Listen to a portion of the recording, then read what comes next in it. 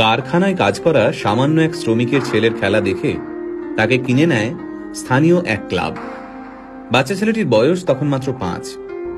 কিন্তু ভাগ্যের কি পরিহাস, মাত্র 11 বছর বয়সে এক বিরল রোগ ধরা পড়ল এই বিস্ময় বালকের।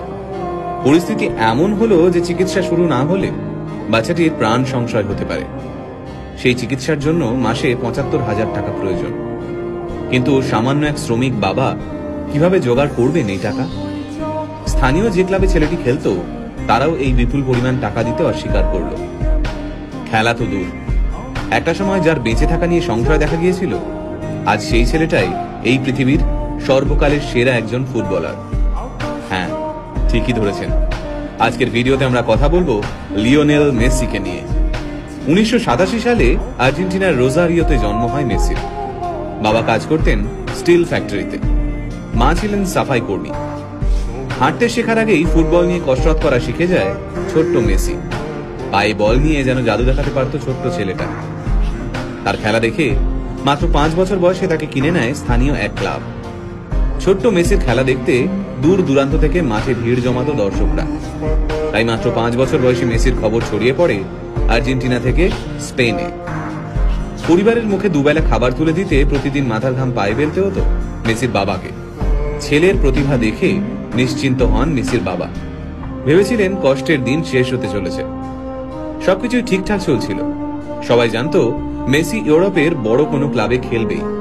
তারপর মেসির যখন বয়স মাত্র 11, তখন ধরা পড়ল এক বিরল রোগ, গ্রোথ হরমোন ডেফিসিয়েন্সি।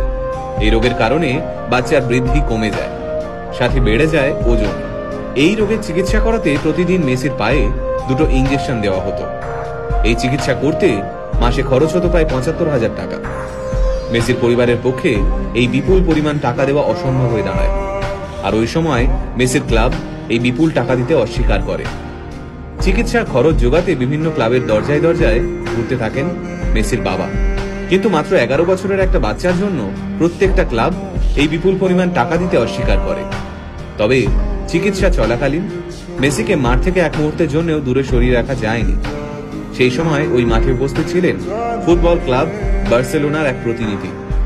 মেসির পায়ের জাদু দেখে মেসিকে স্পেনের বার্সেলোনায় নিয়ে যেতে চান সেই প্রতিনিধি।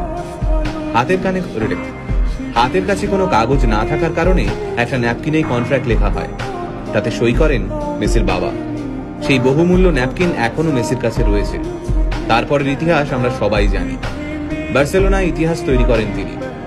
বিশ্বের সামনে বার্সেলোনাকে সেরা ক্লাব হিসেবে তুলে ধরেন। শুধুমাত্র 2012